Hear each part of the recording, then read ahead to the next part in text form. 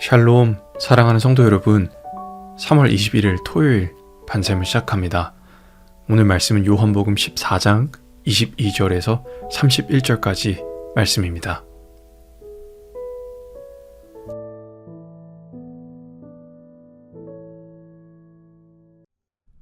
가룟신 아닌 유다가 이르되, 주여, 어찌하여 자기를 우리에게는 나타내시고 세상에는 아니하려 하시나이까? 사람이 나를 사랑하면 내 말을 지키리니 내 아버지께서 그를 사랑하실 것이요 우리가 그에게 가서 거처를 그와 함께 하리라. 나를 사랑하지 아니하는 자는 내 말을 지키지 아니하나니 너희가 듣는 말은 내 말이 아니요 나를 보내신 아버지의 말씀이니라. 내가 아직 너희와 함께 있어서 이 말을 너희에게 하였거니와 보혜사 곧 아버지께서 내 이름으로 보내실 성령 그가 너희에게 모든 것을 가르치고 내가 너희에게 말한 모든 것을 생각나게 하리라. 평안을 너희에게 끼치노니 곧 나의 평안을 너희에게 주노라. 내가 너희에게 주는 것은 세상이 주는 것과 같지 아니하니라. 너희는 마음에 근심하지도 말고 두려워하지도 말라. 내가 갔다가 너희에게로 온다 하는 말을 너희가 들었나니 나를 사랑하였더라면 내가 아버지께로 감을 기뻐하였으리라. 아버지는 나보다 크심이라. 이제 일이 일어나기 전에 너희에게 말한 것은 일이 일어날 때 너희로 믿게 하려 함이라. 이후에는 내가 너희와 말을 많이 하지 아니하리니 이 세상의 임금이 오겠음이라. 그러나 그는 내게 관계할 것이 없으니 오직 내가 아버지를 사랑하는 것과 아버지께서 명하신 대로 행하는 것을 세상이 알게 하려 함이로라. 일어나라. 여기를 떠나자. 성령 내 안에 하나님이라는 제목으로 말씀 나누도록 하겠습니다. 많은 예수님을 믿는 사람들이 이렇게 말합니다. 말씀은 아는데 변화가 안 됩니다. 기도하긴 하는데 힘이 없습니다. 신앙이 내 머리에서, 내 지식에서 끝나는 것 같습니다. 이 말은 단순한 어떤 푸념이 아니라 지금 시대 신앙의 현실입니다. 교회는 다니고 말씀도 듣고 기도도 하는데 이상하게 우리 죄도 그대로 남아있는 것 같고 삶이 크게 바뀌지 않는 것 같고 마음도 계속 흔들리는 것 같습니다. 신앙은 있는데 능력이 없다. 성도 여러분, 이거 작은 문제가 아니라 신앙의 핵심이 빠져 있다는 신호입니다. 왜 이런 일이 일어날까요? 우리가 예배를 덜 드려서, 말씀을 덜 읽어서, 열심히 더 안 해서, 의지가 약해서일까요? 아닙니다. 문제는 성령이 없는 신앙생활을 하고 있기 때문입니다. 많은 사람들이 신앙을 이렇게 생각합니다. 다른 종교와 같이 더 열심히 하면 되지, 더 노력하면 되지, 의지로 버티면 되지, 그래서 신앙생활이 은혜에서 노력으로, 의지에서 때론 부담으로 바뀝니다. 그 결과 신앙이 기쁨이 아니라 짐이 됩니다. 기도가 능력이 아니라 형식이 되어버립니다. 우리의 신앙은 사람이 하는 게 아니라 성령 하나님께서 도와주셔야 하는 겁니다. 예수님께서 왜 떠나시면서 가장 먼저 약속한 것이 성령이었을까요? 왜냐하면 성령 없이는 신앙이 불가능하기 때문입니다. 오늘 성령에 대한 말씀을 함께 나누려 합니다. 이 말씀을 통해 머리로 아는 신앙에서 벗어나고 능력 없는 신앙에서 벗어나 성령으로 살아 움직이는 신앙 되시기를 주님의 이름으로 축복합니다. 오늘 본문 26절을 제가 한번 읽겠습니다. 보혜사 곧 아버지께서 내 이름으로 보내실 성령 그가 너희에게 모든 것을 가르치고 내가 너희에게 말한 모든 것을 생각나게 하리라. 아멘. 성도 여러분, 예수님께서 제자들에게 말씀하십니다. 보혜사, 아버지께서 내 이름으로 보내실 성령이 있다. 그가 모든 것을 가르치실 것이다. 그리고 내가 말한 모든 것을 생각나게 하실 것이다. 우린 일반적으로 성령님을 생각할 때 어떤 우리가 사용할 수 있는 능력이나 강력한 힘을 생각하기도 합니다. 그러나 성령님은 그런 분이 아닙니다. 먼저 성령님은 말씀을 깨닫게 하시는 하나님이십니다. 성령님은 뭔가 새로운 말씀을 주신 분이 아니라 하나님께서 우리에게 주신 이 하나님의 성경, 이 말씀을 깨닫게 하시는 분입니다. 그래서 예수님이 이미 말씀하신 것을 성령님께서 이해하게 하신다는 구조입니다. 계시는 우리에게 이미 이 말씀으로 주어졌습니다. 이 성경책은 전 세계 모든 책의 베스트셀러로 많은 사람들에게 이 성경책과 계시는 주어졌습니다. 그런데 그것을 깨닫는 사람은 한정적이라는 겁니다. 왜냐하면 깨달음은 성령의 역사이기 때문입니다. 여러분, 같은 말씀을 들어도 어떤 사람은 눈물이 납니다. 어떤 사람은 이 말씀에 반응합니다. 그런데 같은 말씀을 들어도 어떤 사람에겐 아무런 일도 없습니다. 같은 설교를 들어도 어떤 사람은 그 설교로, 그 말씀으로 인생이 바뀝니다. 어떤 사람은 그대로입니다. 왜 이런 차이가 생깁니까? 성령님의 조명하심 때문입니다. 성령님의 드러나심, 나타내심 때문입니다.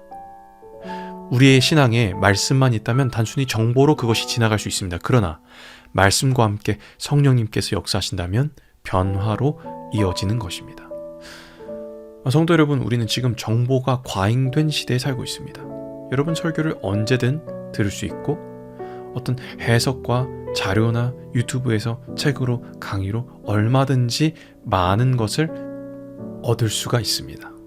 그런데 왜 사람들이 많은 변화가 없을까요? 성령 없이 그냥 듣기만 해서입니다. 오늘날 신앙의 특징은 이겁니다. 많이 아는데 깊이가 없습니다. 많이 듣는데 변화가 없습니다. 왜냐? 성령님이 빠졌기 때문입니다. 성령님이 가르치실 때는 이렇게 됩니다. 이 말씀이 그냥 들리는 게 아니라 내 마음속에 꽂힙니다. 이해되는 게 아니라 마음이 열립니다. 그냥 좋은 말이 아니라, 이건 다른 사람에게 하는 말이 아니라 내게 주신 내 말씀이 됩니다. 성도 여러분, 오늘 우리에게 필요한 질문이 이것입니다. 우리는 말씀을 그냥 듣고 있는가? 아니면 성령님께서 인도하고 있는가? 또 성령의 말씀은 우리를 살아 움직이게 하시는 하나님 그 자체이십니다. 성령님은 예수님의 모든 말씀을 생각나게 한다고 말씀하셨습니다. 이 원어의 의미는 단순히 기억난다는 수준이 아닙니다. 필요한 순간에 정확하게 떠오르는 것, 우리 삶의 상황에서 이 말씀이 작동하게 하는 것. 성령님은 말씀을 저장하는 분이 아닙니다. 말씀을 실행시키는 분입니다. 여러분, 말씀은 이 성경책에 담겨져 있을 때 능력이 아닙니다. 우리 삶 속에서 작동할 때 능력이 됩니다. 그리고 그것을 인도하시고 그것을 주관하시는 분이 성령님이십니다. 그래서 성령이 우리 안에 거하신다라는 겁니다. 왜 이게 중요할까요? 우리는 말씀만 많이 알면 변하겠지. 아니요. 말씀을 많이 들어도 우리에게 변화가 일어나지 않을 때가 있습니다. 왜냐하면 신앙은 순간에서 드러나기 때문입니다. 우리의 감정적인 순간에, 유혹의 순간에, 결정적인 순간에 성령님께서 우리를 인도하셔야 한다는 겁니다. 여러분, 성령님을 보혜사라고 하죠. 말이 어렵지만 원어로도 어렵습니다. 파라클레토스. 이것은 곁에 불러온 자, 쉽게 말하면 멀리서 돕는 존재가 아니라 내 곁에 와서, 내 안에 와서 함께하는 분입니다. 그래서 성령님을 한국말로 표현하면 돕는 분, 위로자, 변호자, 동행자라고 표현할 수 있을 겁니다. 그런데 가장 핵심은 이겁니다. 항상 내 안에 계신 하나님. 항상 내 안에 계신 하나님. 성령님은 어떤 기운이 아닙니다. 능력이 아닙니다. 여러분을 넘어뜨리는 것이 아닙니다. 장풍 쏴서 넘어뜨리는 게 성령의 역사가 아닙니다. 성령의 역사는 우리를 일으키는 겁니다. 우리 좌절의 순간에서, 하나님의 말씀을 모르는 그 무지의 순간에서 우리를 일으켜주시는 분이 성령 하나님이시라는 겁니다. 저희 말씀을 들으면, 그래, 성령님을 따라야겠다, 성령님께 물어야겠다. 그런데 막상 어떻게 하느냐고 하면 이거 참 막연해집니다. 기도를 그냥 오래 하면 되는 건지, 내가 특별한 음성을 들어야 하는 건지, 뭔가 어떤 느낌이 와야 하는 건지 헷갈립니다. 성경은 그렇게 말하지 않습니다. 그러면 우린 어떻게 해야 되는 걸까요? 어떤 분들은 내 안에 정말 성령이 있는 건가요? 왜 나는 잘 못 느끼는 것 같죠? 라고 질문합니다. 이 질문이 굉장히 중요합니다. 왜냐하면 신앙의 출발이 여기서 있기 때문입니다. 신앙은 느낌이 아닙니다. 기도할 때 뜨거우면 성령이 있고, 감동이 오면 성령이 있고, 눈물 나면 성령이 있다. 그것도 또한 증거입니다. 그러나 성경은 가장 분명한 증거를 삶의 방향으로 말합니다. 성령이 계시다면 먼저 나의 죄된 모습을 볼 때 마음이 불편해집니다. 그리고 나는 하나님과 상관없이 살고 싶은지 아니면 하나님의 뜻을 알고 싶은지를 생각하게 됩니다. 하나님의 뜻을 알고 싶은 사람은 그 안에 성령이 있다는 겁니다. 나는 내 마음대로 살고 싶은지 아니면 정말 하나님 안에서 바르게 살고 싶은 그 깊은 갈망이 있는지, 그 갈망이 있다면, 여러분 안에 이 내적 갈등이 있다면 이것이 성령의 역사인 줄 믿습니다. 성령이 없는 사람은 죄를 지어도 아무렇지 않습니다. 하나님 없이 살아도 불편하지 않습니다. 그런데 성령이 있는 사람은 안에서 계속 부딪혀요. 찔림이 있고 불편함이 있고 뭔가 잘못됐다는 마음과 생각이 듭니다. 이것이 성령이 우리 안에 계신 증거입니다. 여러분, 그렇다면 성령께 묻는 것 어떻게 해야 되는 걸까요? 이거 관계를 시작하는 겁니다. 관계는 뭘로 시작하죠? 말로입니다. 말로 시작하는 겁니다. 기도하는 겁니다. 그런데 성령님, 저에게 알려주십시오. 지금 이 상황에서 어떻게 해야 합니까? 성령님, 이 선택이 맞습니까? 성령님, 제 마음을 다스려 주십시오. 솔직하고 간단하지만 확실하게. 중요한 것은 어떤 기도의 길이가 아닙니다. 우리의 의지입니다. 그리고 우리가 반드시 기억해야 할 것이 있습니다. 성령의 음성은 말씀을 통해 분별됩니다. 묻고 말씀으로 확인하고 순종하는 것, 기도하고 말씀으로 확인하고 순종하는 것, 이게 한 세트입니다. 성령이 있는 사람은 안에서 계속 부딪힘이 있어요. 나는 성령님의 말씀을 따르고 싶고 하나님의 말씀을 따르고 싶고 우린 그게 무엇인지 잘 알고 있습니다. 그런데 자꾸 갈등이 일어납니다. 내 안에 부딪힘이 있습니다. 내 마음에 자꾸 하나님을 따라가지 않으려는 우리의 죄악된 습성이 있습니다. 그래서 부딪히는 겁니다. 그래서 성령님께 묻습니다. 기도합니다. 그리고 말씀으로 확인합니다. 그리고 순종까지 나아가는 것. 그것이 성령의 은혜인 줄 믿습니다. 성도 여러분, 성령은 어떤 우리가 생각하는 기운이 아닙니다. 우리가 사용할 수 있는 능력이 아닙니다. 우리 안에 함께 하시는 하나님이신 줄 믿습니다. 이 성령 하나님과 함께 여러분의 삶 날마다 주님 안에서 충만해지시기를 주님의 이름으로 축복합니다. 우리 들은 말씀 기억하며 함께 기도하겠습니다.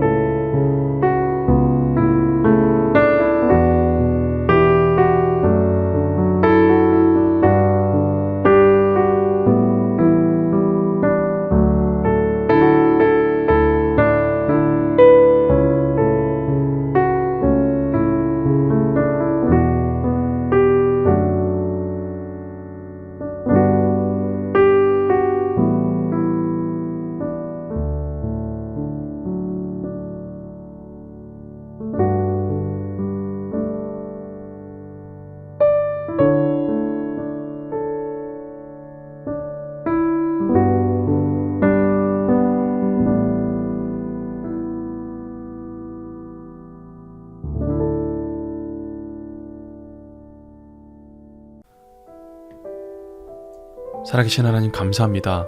우리가 말씀을 많이 듣고도 우리 삶이 변하지 않는 모습을 봅니다. 말씀을 지식으로만 두고 말씀을 우리의 생각과 판단으로만 두어 실제 우리 삶과 무관하게 여겨질 때가 있습니다. 그럴 때 성령님께서 깨닫게 하시고 생각나게 하셔서 하나님의 말씀이 우리 삶 가운데 살아 움직이게 하여 주시옵소서. 순간순간마다 하나님 우리에게 말씀하시는 그 말씀을 떠오르게 하시고 말씀을 따라 살게 하시고 그 말씀을 따라 선택하는 인생 되게 하여 주시옵소서. 감정이 앞서지 않고 상황이 기준되지 않고 말씀이 기준되는 삶 살아갈 수 있도록 인도하여 주옵소서. 우리가 사는 것이 아니라 성령님께서 우리 안에 거하시고 우리 삶을 인도하는 성령님의 역사와 동행, 그것을 체험하는 우리 모든 성도들 다 되게 하여 주시옵소서. 감사합니다. 우리와 늘 함께 하시는 성령 하나님 예수 그리스도 이름으로 기도합니다. 아멘.